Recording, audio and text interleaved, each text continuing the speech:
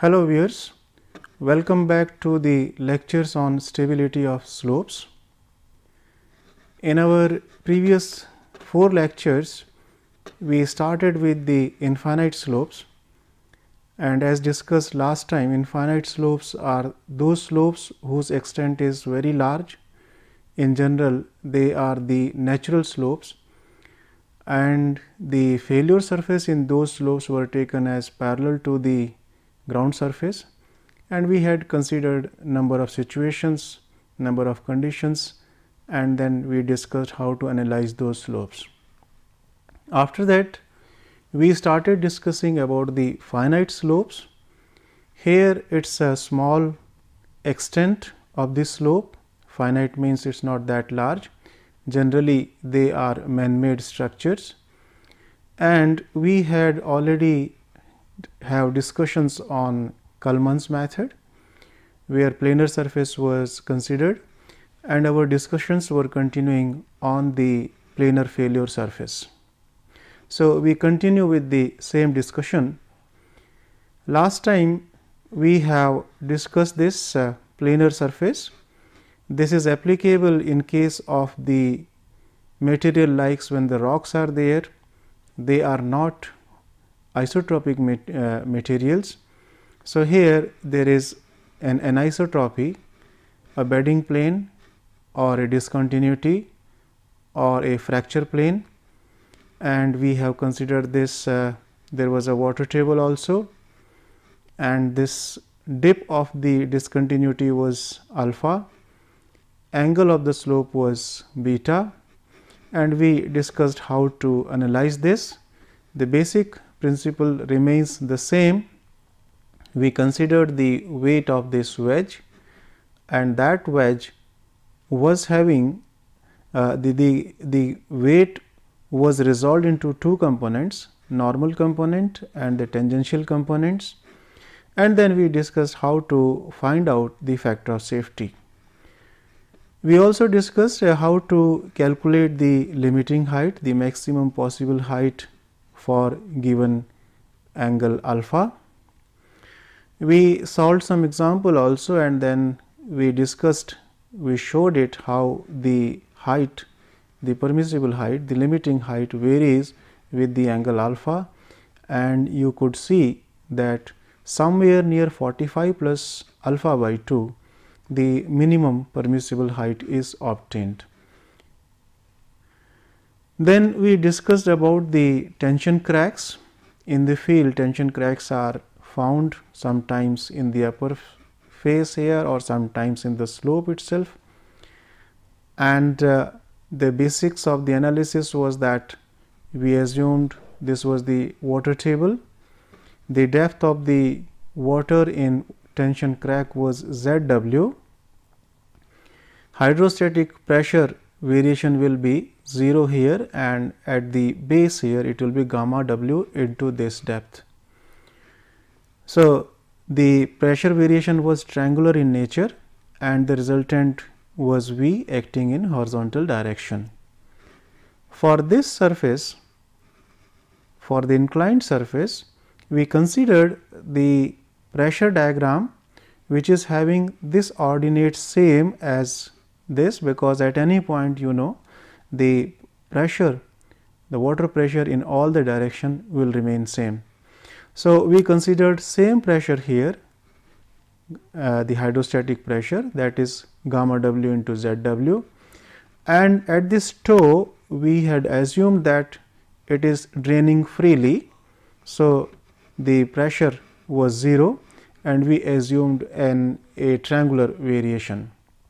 You may note here that it was our assumption that it is draining freely. If it is not draining freely here at this point, and if the drainage is choked, then you may have very high pressure here also.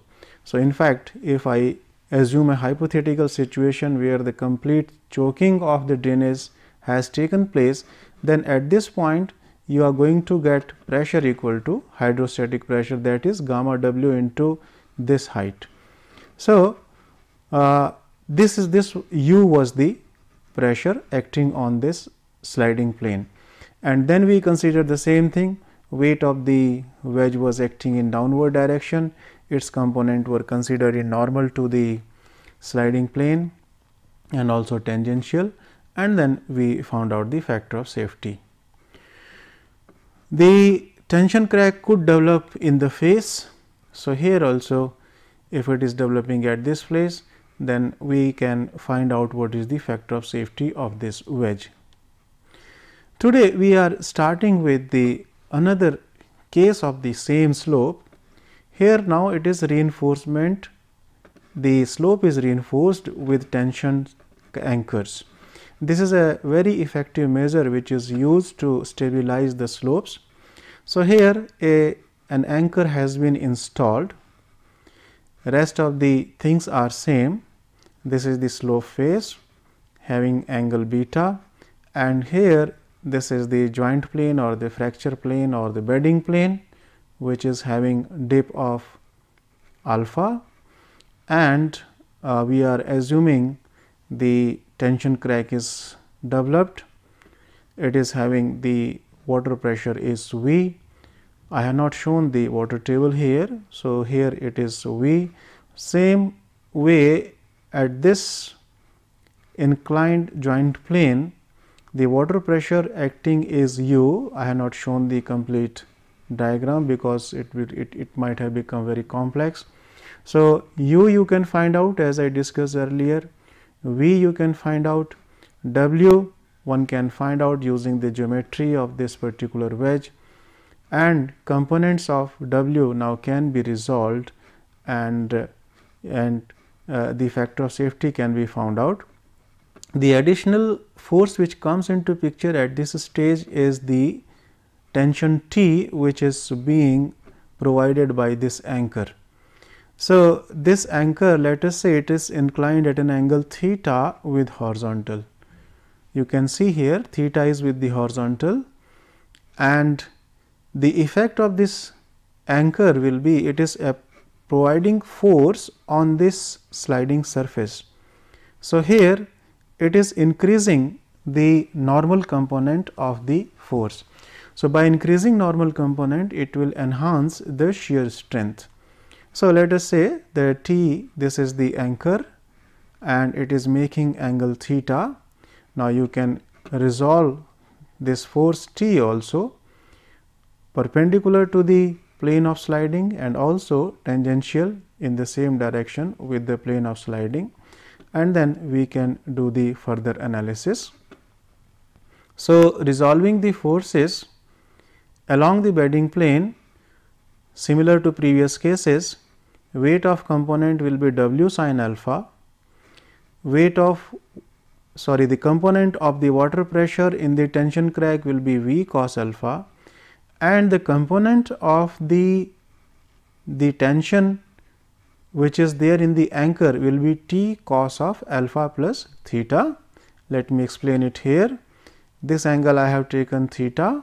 So, if I draw a line here, then this angle will be theta, and the joint plane is making alpha degree here. So, this joint plane will be making alpha degree with the horizontal. So, angle of the anchor with joint plane will be theta plus alpha.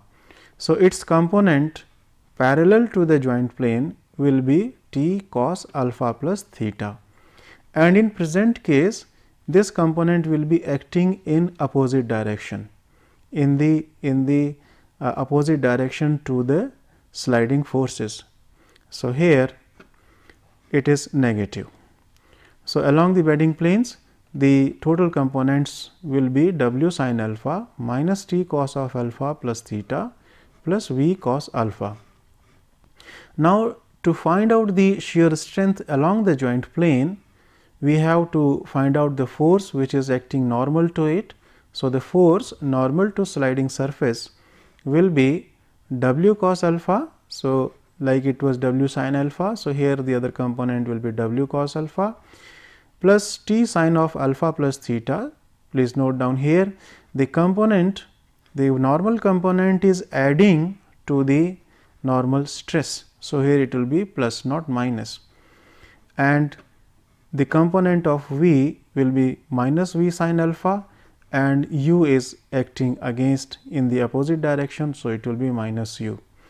So, the shear resistance because of this normal force will be, you know, the equation is tau is equal to C plus sigma 10 phi, and then when you multiply it by area, this equation will be C into A, that gives you the force, total force C dash into A plus this normal force W cos alpha plus T sin of alpha plus theta minus V sin alpha minus U, this whole multiplied by 10 phi dash. Here C dash and phi dash are the shear strength, effective shear strength parameters. Now, we can find out the factor of safety. Factor of safety is nothing but the available strength, the maximum strength which the sliding surface can offer. So, it will be C dash plus A plus this entire W cos alpha minus U minus V sin alpha plus T sin theta plus alpha times 10 phi dash divided by the sliding force. So, it is W sin alpha plus V cos alpha minus T cos alpha plus theta.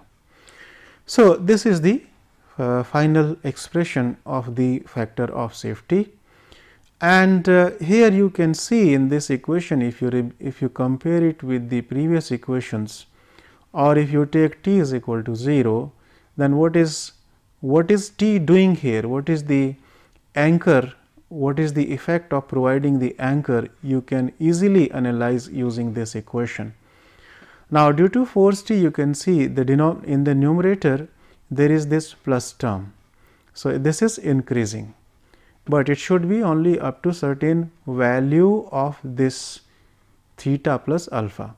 So, the numerator in this expression, the numerator is being increased. At the same time, if you look at the denominator, there is negative quantity. So, denominator is being decreased. You are adding something in the numerator and you are subtracting something from the denominator. So, denominator reduces, numerator increases. So, there will be substantial increase in the factor of safety, but orientation of anchor is very important, because if you want to have this values as positive value, then theta plus alpha should be less than 90. If it is more than 90 degree, this quantity becomes negative.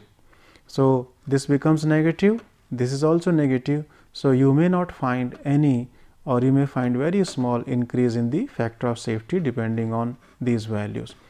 So, for positive sign, this alpha plus theta should always be less than 90 degree, and it can be shown that the optimal value, the maximum value of the factor of safety will be obtained when this expression holds good, alpha plus theta equal to phi dash, or you can find out the optimal value of theta, the inclination of the anchor with the horizontal will be phi dash minus alpha. So, if this value, if theta is equal to this much, then the optimal solution will be available. So, this is the factor of safety expression, and you can show, you can explain why there is so much increase in the factor of safety.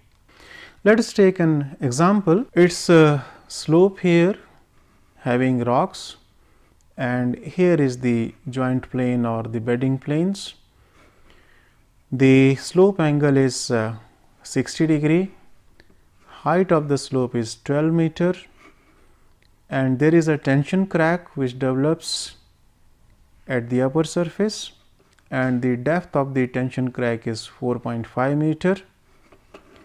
The shear strength parameters C dash and phi dash along this plane are 25 kPa and 37 degree. Unit weight of this mass is given as 26 kilonewton per meter cube, and it is given that the depth of water in the tension crack is 3 meter, and T, the available, the tension in the anchor is 400 kilonewton per meter length. Per meter length means whatever analysis we will be doing, in that analysis we will be taking 1 meter dimension perpendicular to the plane of the paper. So, per meter length it is 400 kilonewton. Now, we have to find out factor of safety for various values of theta. Theta is the inclination of the anchor with the horizontal. So, factor of safety expression is C dash A. It includes area of the joint plane of the sliding surface where the sliding is taking place, and also we have to find out the weight of the wedge and the water pressure in horizontal on the plane and also in the tension crack.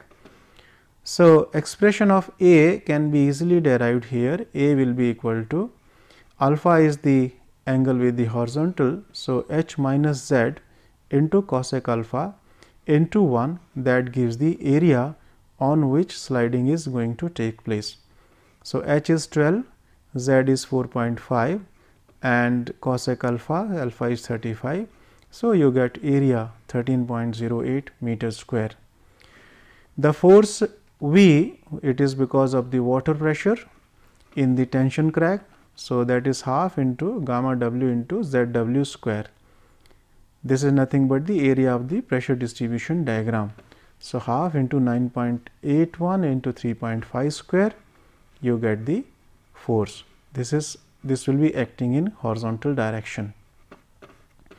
Also, the force on the joint plane will be area of the diagram again, and the perpendicular ordinate we had taken half gamma w into z w, and the base will be h minus z into cos of alpha.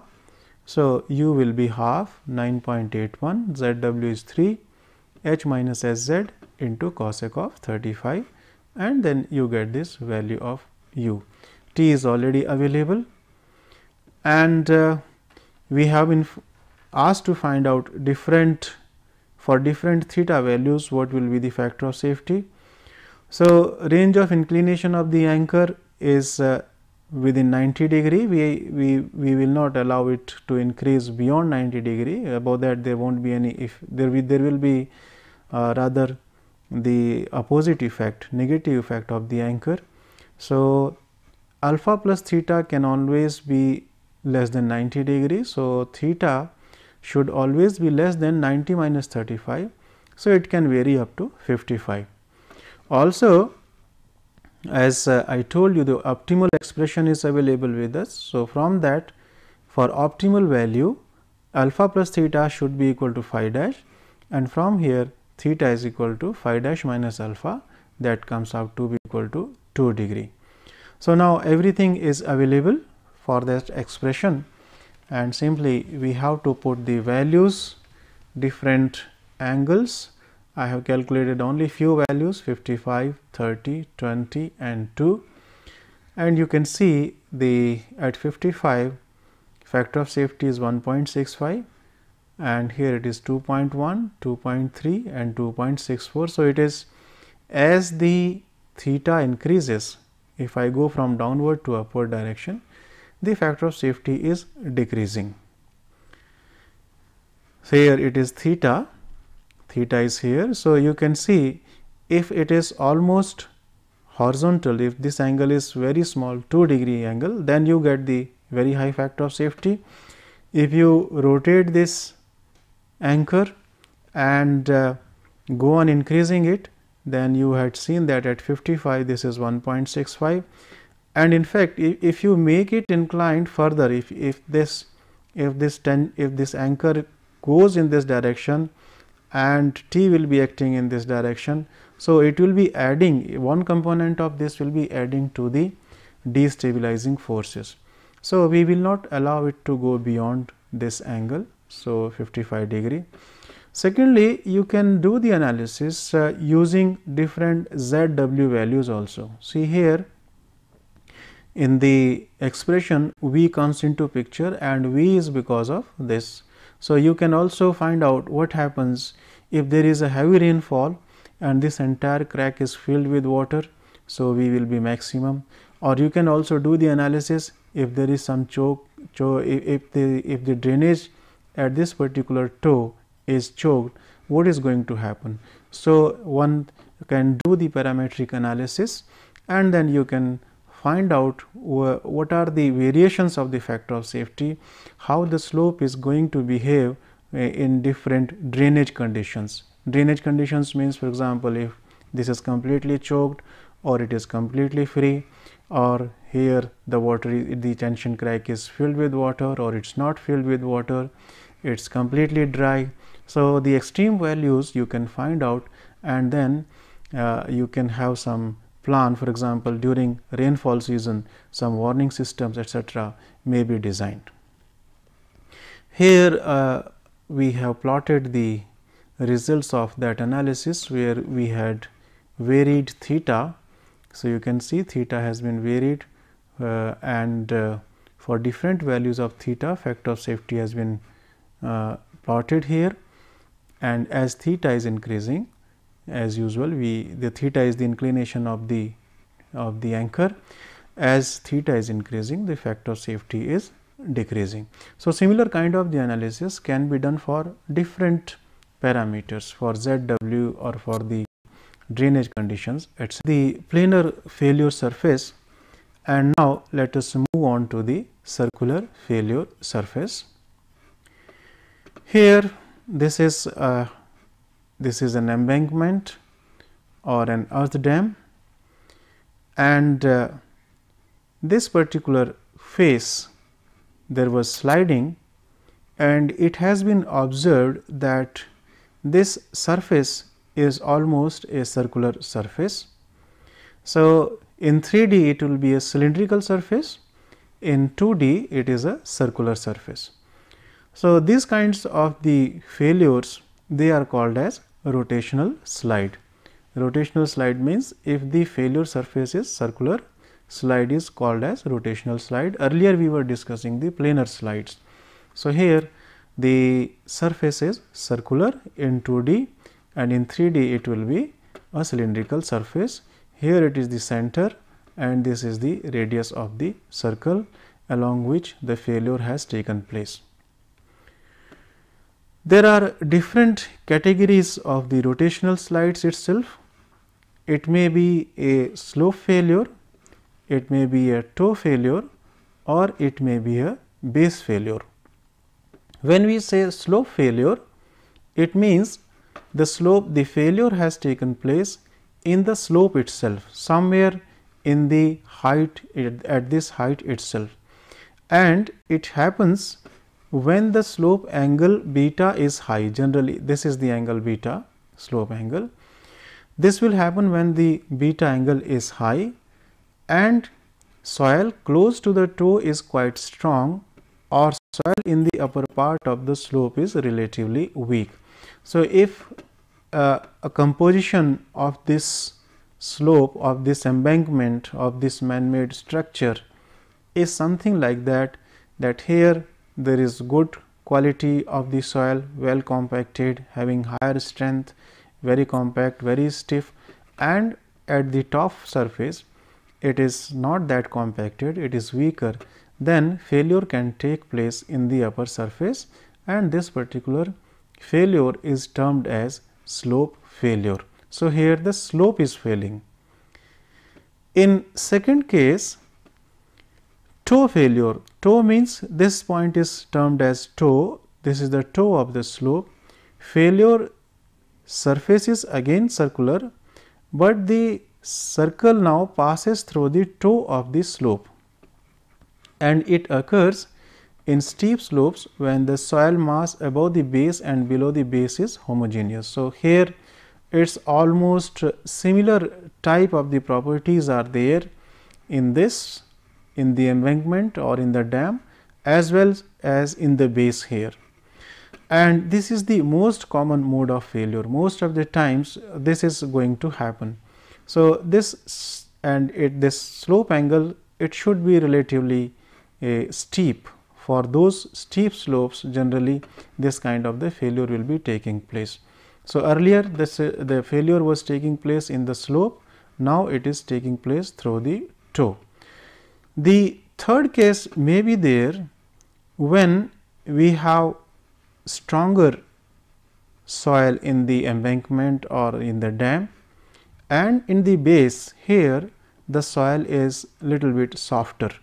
So, it is easy for the failure surface to penetrate through the base, and in this case the circle, the failure surface will emerge out of the ground somewhere here, which will be some distance away from the toe. So, it is not passing through the toe, it is a little bit away. So, this can occur when the soil below the toe is relatively weak and soft, and the slope is also flat. So, this generally occurs for the flatter slopes. Earlier two cases they occur for steep slopes. The failure circle is called midpoint circle. So, in this case this circle will be termed as midpoint circle.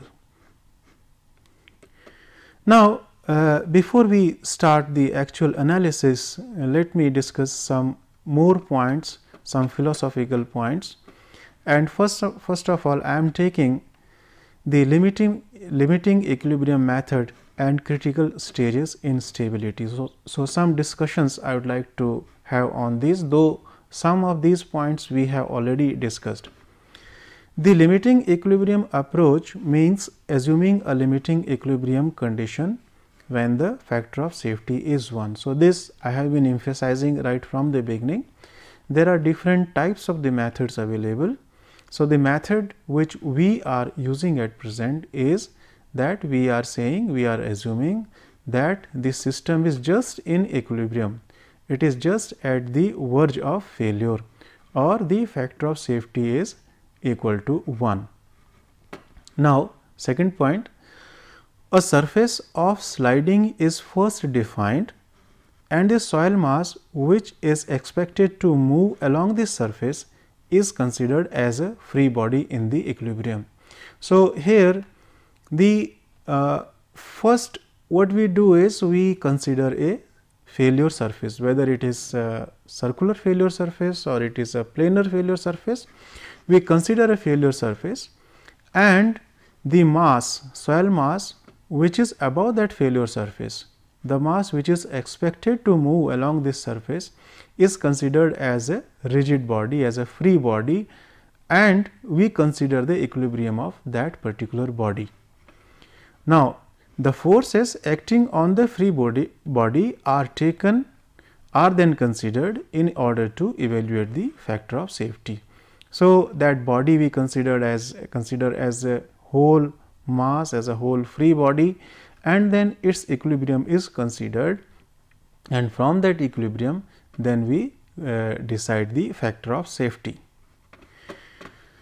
The stability is analyzed corresponding to two stages. This is specifically for the man-made structures, for the embankments, for the dams, earthen dams or rock-filled dams. We generally consider two extreme cases. First is immediately after the construction. Just after the construction has been completed, at the end of the construction we analyze the situation. And second is after a long time has elapsed since construction.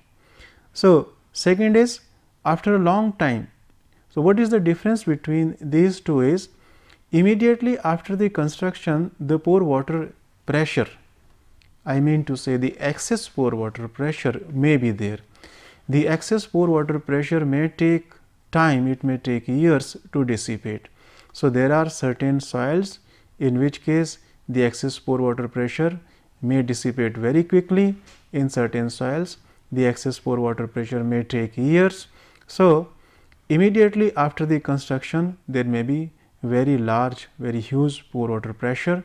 So, that has to be considered, and after a long time means now the sufficient time has elapsed, the excess pore water pressure which developed because of the additional loads that has dissipated. So, we consider both these situations, and the significance lies in the shear strength parameters that would become applicable in these two cases.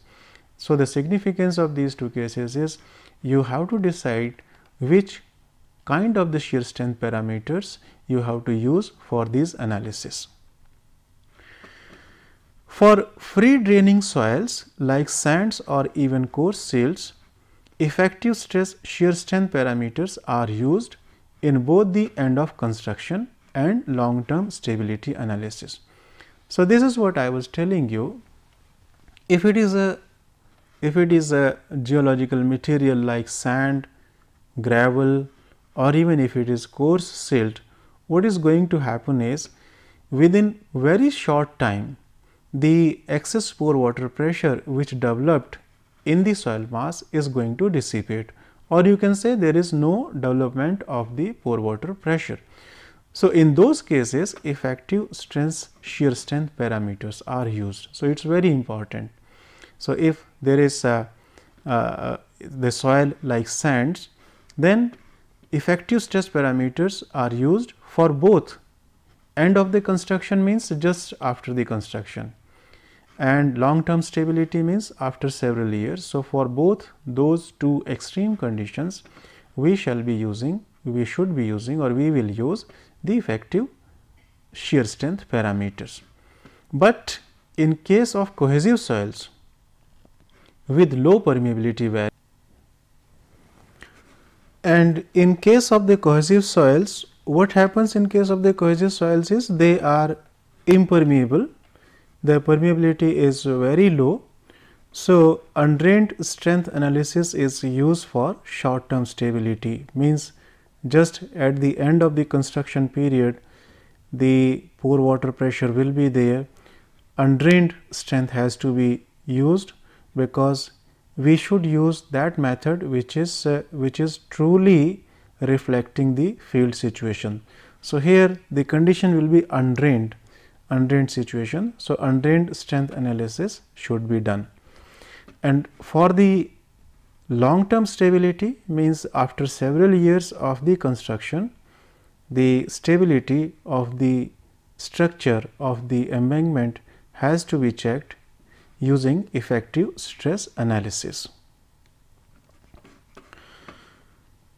For fully saturated clay soil under undrained condition, that is immediately after the construction, the analysis which we use is also called as total stress analysis. So, here total stresses are used, not the effective stresses, and it is known to you that phi u, undrained phi value is taken as 0. If it is over consolidated clay, in that case effective stress analysis is used for short term as well as long term stability. Over consolidated clays are a little bit different case. They have been consolidated more than what they are being done at present. In the past they have been over consolidated. So, for them effective stress analysis is used for short term as well as long term stability, but instead of using the peak shear strength parameters, the residual shear strength parameters are used in the analysis. These are important points which we have to remember. Now, some discussion about the total stress and effective stress analysis. These are the terms which I have been using. Total stress analysis, it is based on total stress and not on effective stress. We have already discussed what is total stress. Effective stress means after subtracting the pore water pressure stresses. So, it is based on total stresses. We take into account the total stresses. It is assumed that the pore water pressure developing on a slip surface are simulated while determining the shear strength parameters using laboratory tests. Our assumption in this case is that when we did the laboratory test to determine the shear strength parameters, all those conditions of the pore water pressure, the pore water pressures were properly simulated. This is our assumption, that in the test itself pore water pressure was there, but unfortunately this assumption is not really valid. So, we have to keep it in mind. In case of effective stress analysis, the analysis is based on effective stresses, on effective shear strength parameters and effective stress. We consider C dash and phi dash, not C phi, and also we take sigma dash. The effective shear strength parameters are not very sensitive to test conditions, and therefore, such a strength determination is quite dependable.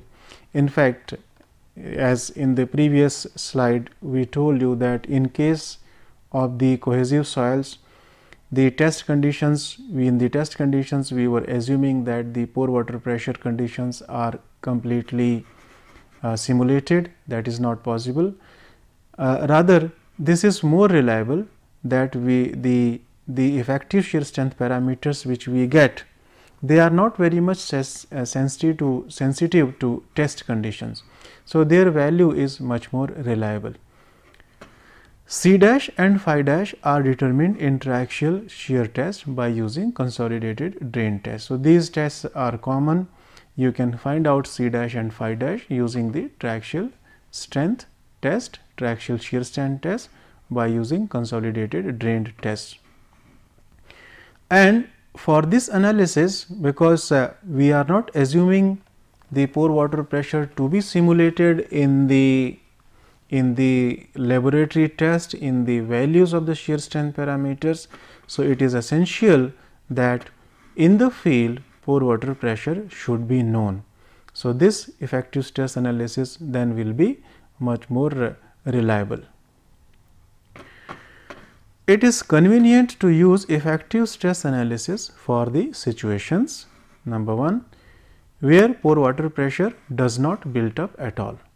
So, for example, this was the case which I discussed.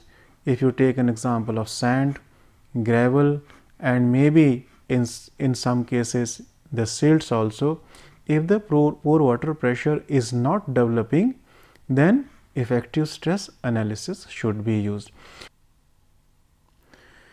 It all depends on the rate of application of the load and also rate of dissipation of pore water pressure.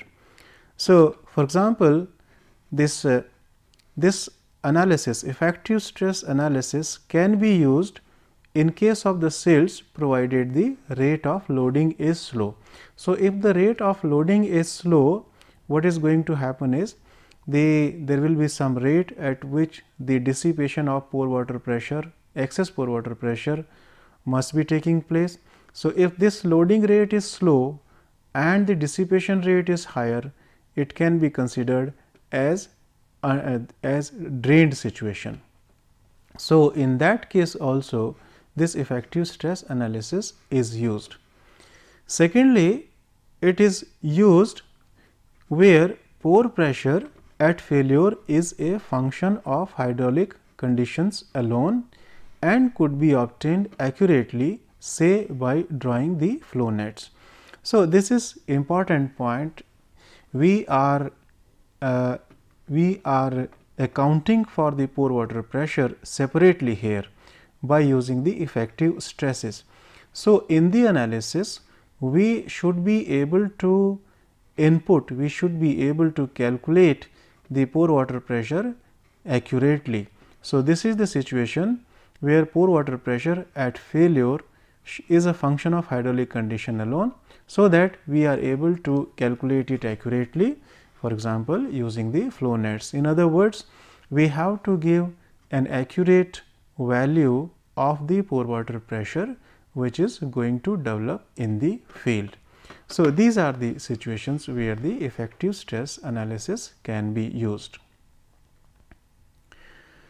Now, let me come to what are the different types of stability analysis procedures. We divide them in two broad categories. One is the mass procedure and second one is the method of slices. Mass procedure means the mass of the soil above the surface of sliding is taken as a unit, as we discussed earlier. we are using the limit equilibrium approach. We will be assuming a circular failure surface, and above that circular failure surface the entire mass will be treated as a free body. So, in this first procedure we are treating the entire mass as a whole, and by taking it as a whole then we will be doing the analysis. In the second method, the method of slices, the soil above the surface of sliding is divided into number of vertical parallel slices. So, this method you can say it will be much more accurate in certain situations. So, here we are not going to take the mass as a whole, we will be dividing it into number of vertical slices to make our result, to make our analysis more accurate. First, we are taking the mass procedure, means the entire mass is being taken as one body, and here we are taking up the case of homogeneous clay under undrained conditions. So, phi u is equal to 0. Undrained condition means it is fully saturated clay, there is no drainage is taking place, and assumptions in the fully saturated clay under undrained conditions are that phi u, the undrained phi u value should be is taken as 0. The other assumptions which we will be using in the analysis are that the soil is homogeneous, we have been using this assumption many times, and also this shear strength parameter Cu is same at all the points along the surface which we have assumed, and thirdly the potential failure surface is being assumed to be circle, a circular failure surface. So, this is the slope here, this is angle beta, slope angle, and we have at present taken a case of toe failure. We have already discussed the conditions of the toe failure. It happens when this beta is relatively steep. You can remember here for these kind of the soils, if it is more than 53 degree, the toe failure will take place. This is the center O, and we have taken a trial circle AB. This is the circular surface, and the wedge which is trying to fail, which is trying to rotate, it is a rotational slide. So, which is trying to rotate is A, C, B and coming back to A. So, this is the wedge which is trying to rotate, which is trying to fail along this circular surface. The CG of this entire geometry can be found. You can use either graphical method or analytical method. You can find where the CG is acting. So, along that the weight W will be acting in downward direction. Here O is the center of this trial circle, H is the height. So, if I take this distance as L0, this is the W is acting in vertical direction. So, on the W, if I drop a perpendicular from O on the line of action of W, this is LO. So, it gives me the moment being generated by W. So, the actuating moment will be equal to, you can find it out for that trial circle, W into this L0. So, what we are doing is, we are taking a trial circle, we are then finding out the total weight of this mass, and then we are calculating the actuating moment, that should be equal to W into L0.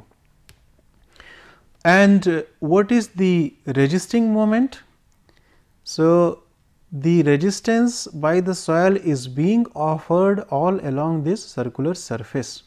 So, here the resistance is being offered, and at any point on this periphery the direction of the resistance, if I take this point, it will be tangential to the circular surface. If I take this point, it will be tangential to the circular surface. If it is here, tangential, maybe horizontal, it is little bit in upward direction. So, at every point it is tangential. So, you can find out the sum of moments of all those small forces which I discussed. So, the resisting moment will be L A into C M. So, if L A is the length of this arc. So, if you know this length of arc, which you can get analytically very easily based on this angle theta, you have already taken a trial circle and this angle subtended at the center is 2 theta, radius is r. You can find out this length of the arc. So, length of the arc and multiplied by the cohesion, this is the mobilized cohesion. So, that gives you cohesive force. So, this force is acting all along the periphery and its lever arm is r. So, the resisting moment will be L A C M into r, where L A is the length of arc and r is the radius. So, when it is in equilibrium, at limit equilibrium, this actuating moment and resisting moment, they will be same. This is our assumption in limit equilibrium method. So, L A into C M into R will be equal to W into L 0. From there you can get the mobilized cohesion. C M will be equal to W into L 0 divided by L A into capital R. So, from this expression you can get that mobilized cohesion C M, which is required to keep this slope in stable situation, just in limit equilibrium situation. And factor of safety is defined as tau f upon tau, or in terms of Cu and Cm you can define the factor of safety is always the maximum value of the cohesion which can be offered by the soil mass, and what is the value that is being used, that is being mobilized to keep this slope stable. So, Fs will be equal to Cu upon Cm. This Cu will be available from laboratory's test and this Cm will be available from this equilibrium condition, from this mechanical analysis. So, we will be able to find out the factor of safety. This factor of safety we found for one trial circle. So, this above procedure is repeated for several trial arcs, several circles we have to assume theoretically, as it will be very large number, and then we have to find out the minimum, we have to find out that circle which gives us minimum factor of safety, and that will be considered as critical circle. So, you can see the method is quite tedious, you have to take large number of these circles. So, the exercise has been made simpler by offering the graphical solution. So, here is the graphical solution which is available. This is the slope and the parameters of the slope as I discussed. This is the case of the toe failure. So, for critical circle you can directly find out some parameters. If I take this slope here, this angle is beta and this AB line is making angle alpha, and here this is an isosceles triangle ABO which is subtending angle 2 theta at the center. For given beta values, here you can see 50, 60, 70, 80 and 90. For given beta values, these theta and alpha can be found out from this graphical solution. So, here on the y axis these are alpha and theta values, and you can see they are starting from 50 degree. In fact, in this situation the toe failure takes place when this beta is more than 53 degree. So, for example, suppose beta is 60 and you can go all along this line, it intersects the alpha curve somewhere here. So, you can read this value, it is somewhere between 30 and 35 or so. Same way this theta it is intersecting 60 degree line here, it is slightly more than that. So, somewhere around 38 or so. So, corresponding to this beta you can get alpha and theta. Once those values are available, then you can draw this line AB, you can then draw this triangle because this angle is 2 theta. So, if you can very easily calculate this angle because this is 2 theta and it is an isosceles triangle.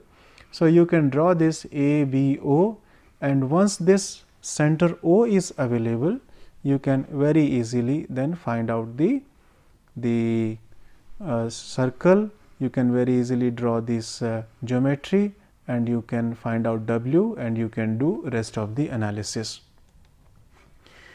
This is the graphical solution for base failure. In case of the base failure, this is the firm base and the circle is touching this base tangentially. So, here this radial vector will be vertical. So, and this radial vector will be intersecting this slope face at its midpoint. So, from a midpoint you can take this vertical line and somewhere on this vertical line, somewhere near this vertical line, the exact critical circle will be there. And these are the parameters in this graphical solution. Please note it, there will be different parameters in different graphical solutions. This is h is the height of the slope, and this is the firm base. So, it is nd times h from this crest of the slope. So, this is nd into h, this is h, this parameter is x, this distance is x, this is nx into h, and here it will be b by 2 and b by 2. So, these values can easily be obtained using this graphical solution. Here beta is given, so corresponding to beta, and here are the nx values are available. Nx is equal to 0, 1, 2, 3, and here depth factor nd is available. So, using this graphical diagram you can find out the critical circle and then you can do the analysis. So, today we started with the reinforced slope, then we had some discussions, general discussions, then we started the circular failure surface, and on the next turn we will continue with the same analysis. Thank you.